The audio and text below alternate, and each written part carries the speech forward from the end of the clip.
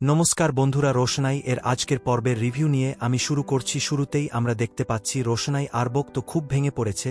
আরণ্যককে রোশনাই বলে, কালকে আপনার অফিস আছে না, আপনি ঘুমিয়ে পড়ুন। এই বলে রোশনাই বাইরে দৌড়ে চলে যায়। আরণ্যক পেছন পেছন যায়, কিন্তু দরজাটা বন্ধ হয়ে যায়। এদিকে আরণ্যক ঘরের ভিতরে কাঁদতে থাকে, রোশনাও বাইরে কাঁদতে থাকে। এরপর রোশনাই নিজের ঘরে চলে যায়, দরজা বন্ধ করে দেয় দরজার, আর ভেতরে গিয়ে কাঁদতে থাকে।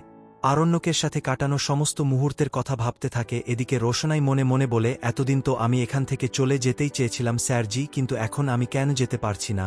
আমি আপনাকে ছাড়া বাঁচতে পারবো না স্যারজি, বাঁচতে পারবো না, এরকমটাই বলতে থাকে আর কাঁদতে থাকে। এদিকে ভোর হয়ে যায়, রোশনাই যাওয়ার টাইম চলে আসে। রোশনাই বেরিয়ে আসে, একে একে সবার কাছে আশীর্বাদ নেয়। প্রথমে আশীর্বাদ নেয় ঠাম্মির কাছে। ঠাম্মি আশীর্বাদ করে যে ভালো থেকো, আর যেখানেই যাচ্ছ বিয়ে শাদী করো, মন দিয়ে সংসার করো, নিজের সংসার থাকলে তো আর যের সংসারে থাকতে নেই। তারপর দাদুর কাছে গিয়ে আশীর্বাদ নেয়। দাদু বলে যে তুমি ভালো থেকো, কেউ তো তোমাকে আর চিনতে পারল না। অবশ্য পৃথিবীতে সব মানুষ যে সব মানুষকে চিনতে পারবে এমনটা তো নয়, তবে যেখানেই যাচ্ছ ভালো থেকো, এমন করে দাদু আশীর্বাদ করে। আর ওদিকে তো তনুশ্রী, জাহ্নবী এরা সমানে মানে মুখটা কেমন করতে থাকে, তাদের তো অস্বস্তি লাগছে ব্যাপারগুলো। বাবলুও তাই। এরপর ছোটরও তো মনটা ভালো নেই রোশনাই চলে যাচ্ছে বলে। এদিকে বড় মা মিনি সমানে কাঁদছে, মিনি তো কিছুতেই যেতে দেবে না। বড় মার কাছে আশীর্বাদ দিতে আসে রোশনাই বলে, তুমি যদি এরকম মুখ কালো করে থাকো তাহলে আমি কিভাবে যাব? আমার তো মা নেই, আমি তো তোমাকেই মা বলে মেনেছি, তো তুমি যদি এরকম করো, কান্নাকাটি করো, তাহলে আমি কিভাবে যাব? মিনি বলে, তোকে আমি কিছুতেই যেতে দেব না। তোর জুতো আমি লুকিয়ে রেখেছি বলে। মিনি, আমি আসবো তো তোমার সাথে দেখা করতে যখন তোমার বিয়ে হবে বলে। তুই তো ভালো করে জানিস আমার বিয়ে হবে না, তাহলে কেন বাজে কথা বলছিস? বলে, কে বলেছে তোমার বিয়ে হবে না? তোমার বিয়ে হবে, খুব ভালো একজন ছেলের সাথে বিয়ে হবে, তুমি খুব ভালো করে মন দিয়ে সংসার করবে। এ সমস্ত বলে রোশনাই মিনিকে বোঝাতে থাকে। এদিকে তো বড় মা খুব কাঁদছে। বড় মা বলে, তুই আমাকে কথা দে, তুই বাঁচবি, তুই লড়াই করে বাঁচবি, তুই জীবনে অনেক বড় হবি, আমাকে কথা দে। তোর বড় মা তো খুব সামান্য একজন মানুষ, কেউ তো তাকে কোনো দামই দেয় না। সে নিজে কোনোদিনও জীবনে কোনো বড় স্বপ্ন দেখেনি, কিন্তু সে এটা স্বপ্ন দেখেছে যে তুই জীবনে বড় হবি। তাই তুই কথা দে যে তুই এই স্বপ্ন পূরণ করবি। এদিকে তো রোশনা আর বড় মায়ের কথা চলতে চলতে বাবলু তখন বলে, এই নাটকগুলো এবার বন্ধ করো। আরে ওর ট্রেন আছে, তো ট্রেন মিস করে যাবে। রোশনাই বলে যে এগুলো আপনার কাছে নাটক মনে হলো, এগুলো কিন্তু আমার কাছে জীবনমরণ। আমি এখান থেকে যেগুলো নিয়ে যাচ্ছি সেগুলো নিয়ে আমার বাকি জীবনটা কেটে যাবে, আপনি চিন্তা করবেন না। আমি ঠিক সময়মতো স্টেশন পৌঁছে যাব আজকে। ট্রেন আমাকে না নিয়ে কোথাও যাবে না, আর যদি ট্রেন মিসও হয় তাও রোশনা এই বাড়িতে আর কোনোদিনও ফিরবে না। তাই আপনারা নিশ্চিন্ত থাকুন। তনুশ্রী বলে, যা কথা দিচ্ছ তা অক্ষরে অক্ষরে পালন করো। তখন রোশনাই বলে, চিন্তা করবেন না, আমি ঠিক পালন করব। আমি শুধুমাত্র এই বাড়িতে সেদিনই আসব যেদিন মিনির বিয়ে হবে, তাও ওর সাথে একটু দেখা করেই চলে যাব, থাকতে কোনোদিনই আসব না। তাই আপনারা একদম নিশ্চিন্ত থাকুন। তখন জাহ্নবী বলে, সেই ভালো, এবার এই শহরটাকে মাথা থেকে বের করে দাও, এই বাড়ির কথা একেবারে ভুলেই যাও। বেলারেস যাচ্ছ তো ওখানে গিয়ে নিজের জীবনটাকে ভালো করে গুছিয়ে নাও। রোশনাই বলে, তুমি এত ভয় পাও কেন? জানো বিধি, তুমি চিন্তা করো না, তোমরা তো অনেক বড়লোক মানুষ, আমি একটা গরিব মানুষ, সামান্য তুচ্ছ মানুষ, আমাকে দেখে এত ভয় না পেলেও চলবে। আমি তো বললাম এই বাড়িতে আমি আর কখনো ফেরত আসব না, সুতরাং তুমি এইগুলো নিয়ে আর ভেবো না। এদিকে তখন আরণ্যক আসে বলে, তোমরা রেডি তো? বলে, হ্যাঁ। ছোট তখন বলে, চলো, এরপর তো লেট হয়ে যাবে। রোশনাই বলে, ছোট যাচ্ছে তো স্যারজি, আপনাকে যেতে হবে না। আরণ্যক বলে, তোমাকে ওইসব নিয়ে চিন্তা করতে হবে না, তোমাকে যখন আমি নিজের হাত ধরে এই বাড়িতে নিয়ে এসছি তখন আমি নিজের হাতে করে তোমাকে বাইরে পৌঁছে দিয়ে আসব। আমি কোনোদিনই জীবনে আমার অর্ধেক কাজ মানে করে রাখি না, কাজকে সম্পূর্ণ করার চেষ্টাই করি। বাবলু তখন বলে যে এখানে অর্ধেক কাজের কি আছে, বাড়ি থেকে তো একজন যাচ্ছে, আমি তো এটাই বুঝতে পারছি না। বাদশা বলে, আমি এই সিদ্ধান্তটা নিজে নিতে পারবো তো বাবা, অতটুকু বয়স আমার হয়েছে। তনুশ্রী বলে, গরিমা জানে, গরিমাকে জানিয়েছ? তখন আরণ্যক বলে, আমি গরিমার কৃতদাস নেই, যে সমস্ত আমার জীবনের ডিটেইলস আমি ওকে জানাতে থাকব, আমি আমার জীবনের সমস্ত ডিটেইলস ওকে জানাতে বাধ্য নই। তনুশ্রী, জাহ্নবী, বাবলু এরা তো শুনে সবাই অবাক হয়ে যায়। আরক বলে, আমি ওকে স্টেশন অবধি পৌঁছে দিয়ে আসবো, দ্যাটস ইট, আর এতে আবার গরিমাকে জানানোর কি আছে? আই ডোন্ট আন্ডারস্ট্যান্ড, তোমরা কি বলতে চাইছো? প্রশ্নে আবারও বলে যে আমি তো বললাম স্যার যে আপনাকে যেতে হবে না।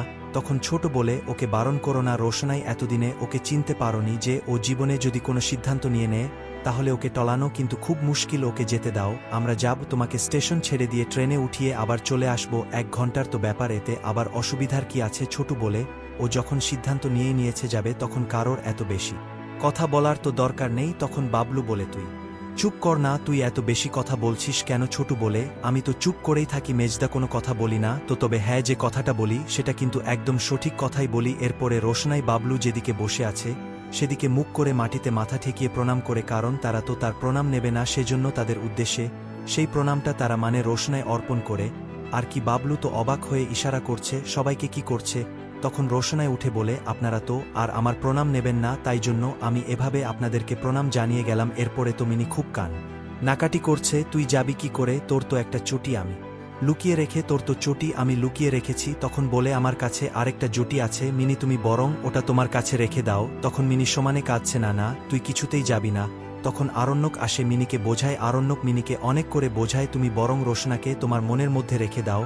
যখন চোখ বুঝবে ওকেই দেখতে পাবে, যখন কথা বলবে মনে হবে যেন ওই তোমার সমস্ত প্রশ্নের উত্তর দিচ্ছে, তোমার সমস্ত কথা শুনছে। এইভাবে বোঝাতে থাকে মিনিকে। ছোটরও তো মন ভালো নয়, ছোট কাঁদছে। এরপর তো ফাইনালি রোশনা সে বাড়ি থেকে বেরিয়ে যায়। আর এদিকে ঠাকুরকে প্রণাম জানাচ্ছে জাহ্নবী আর তনশ্রী। বড় মা মিনি তো খুব কাঁদছে। এদিকে ছোটু গাড়িতে ওঠে রোশনায় একে বলে সামনে বসতে। এরপরে রওনা হয়ে যায় আরক রোশনায়। আর ছোটু গাড়িতে যাওয়ার সময় রোশনায় আর আরক দুজনে একে অপরের দিকে বারবার করে তাকাচ্ছে, দুজনেরই চোখে জল। ওদিকে ছোটরও মন ভালো নেই। এদিকে তো সুরঙ্গ রাজেশকে ফোন করছে যে রোশনাই রওনা হয়ে গেছে। রোশনাইকে পুরো পুলিশ প্রোটেকশন দিয়ে কলেজে নিয়ে যাওয়া হবে, আর কলেজেরই কাছাকাছি কোথাও রাখা হবে। আবার পুলিশ প্রোটেকশন দিয়েই কলেজে পরীক্ষা শেষ হলে তাকে তার জায়গায় পৌঁছে দেয়া হবে। সুরঙ্গমা বলে, রোশনাই তো বলেছে আর ফিরবে না এখানে, তবে ফেরার কোন সুযোগও নেই। তবে ও পুলিশ প্রোটেকশনে আছে না, আপনার প্রোটেকশনে আছে, সেটা মনিটরিং করার দায়িত্ব কিন্তু আমার নয়। আমি শুধু চাই ও যাতে আমার মেয়ের জীবনে ফেরত না আসে। রাজেশ বলে, রোশনাকে মনিটরিং করাটা আমার খুব জরুরি। ও বারবার করে আমার প্ল্যান ভেস্তে দিয়েছে, আমার সমস্ত প্রোগ্রাম নষ্ট করে দিয়েছে। রাজেশ বলে, একা আসছে না, ওর আবার ফিয়ান্সে আসছে বলে। ফিয়ান্সে বলে, ও সরি আপনার তো আবার খারাপ লাগতে পারে, আফটার অলও আপনার মেয়ের সাথে ওর ফিয়ান্সের বিয়ে হচ্ছে। ফিয়ান্সে তো বটে, কারণ এত দান এত প্রোটেকশন না হলে কি করে হয়। রাজেশ বলতে থাকে সুরঙ্গ বাবাকে, সুরঙ্গ আমার তো এগুলো শুনে মোটেও ভালো লাগে না। এদিকে তো রোশনাই পৌঁছে যায় স্টেশনে। এরপরে গাড়ি থেকে নেমে রোশনায় ব্যাগটা ধরতে অসুবিধা হলে আরণ্যক দৌড়ে আসে। ওদিক থেকে ছোট আসে, আরণ্যক বলে, ছোট আমি নিয়ে নিচ্ছি। আরণ্যক ব্যাগটা নিতে যায়, রোশনাই বলে, থাক না স্যার, যে আমি পারবো তো বলে। এরপর তো তোমাকে সবকিছু একাই করতে হবে, তুমি তো বেনারস চলেই যাচ্ছ। আর এইটুকু ব্যাগের কি বা এমন ওজন যে আমি নিতে পারবো না, এটুকু আমাকে করতে দাও। ছোটু বলে, নিতে দাও রোশনা, নিতে দাও। একটা ব্যাগের কি বা এমন ওজন বলতো। তখন রোশনাই বলে, কি হয়েছে তোমার। ছোটু বলে, দেখ না চোখে যে কি এমন একটা পড়েছে না, দাঁড়া আমি এক্ষুনি আসছি। আর বলে, কোথায় যাচ্ছ বলে, দাঁড়া না আসছি তো, বলে যাও না কোথায় যাচ্ছ। তখন বলে, সব কথা কি তোকে বলে যেতে হবে নাকি। কাঁদতে কাঁদতে বলে, ছোটু বলে, ট্রেনটা মিস হয়ে যাবে বলে। হ্যাঁ হ্যাঁ জানি, আমার জন্য কোনো ট্রেনও মিস হবে না, আর ট্রেনও চলে যাবে, রোশনাও চলে যাবে। কাঁদতে থাকে ছোটু, কাঁদতে কাঁদতে চলে যায়। তখন আরক বুঝতে পারে রোশনাইকে বলে যে ছোটর মন আজকে খুব খারাপ। আরণ্যক বলে, রোশনাইকে তোমার মন খারাপ করছে না। প্রশ্নায় চুপ করে থাকে আর বলে, আচ্ছা ঠিক আছে, আমি সব ব্যবস্থা করে দিয়েছি, স্টেশনে তোমার সাথে দেখা করে নেবে পুলিশের লোক। আর তোমার ব্যাগে ফোন চার্জার সব আছে, ওখানে চার্জ দেওয়ার ব্যবস্থা আছে, তুমি চার্জ দিয়ে নিও। আর প্লিজ ভালো থেকো, নিজেকে দেখে রেখো। রোশনায় তাকিয়ে থাকে আরণ্যকের দিকে। আর এখানেই আজকের পর্ব শেষ হয়ে যায়। তো বন্ধুরা, এই ছিল আজকের পর্বের রিভিউ। যদি তোমাদের ভালো লেগে থাকে তাহলে অবশ্যই পর্বকে লাইক, কমেন্ট আর চ্যানেলকে সাবস্ক্রাইব করে দিও। দেখা হচ্ছে তোমাদের সাথে আগামীকালকে নতুন পর্বের রিভিউ নিয়ে। আর যদি এই পর্ব তোমাদের ভালো লেগে থাকে আর এই পর্বের বিস্তারিত যদি তোমরা দেখতে চাও, তাহলে অবশ্যই স্টার জলসার পর্দায় তোমরা নজর রেখো। তাহলে ভালো থেকো সবাই, টাটা।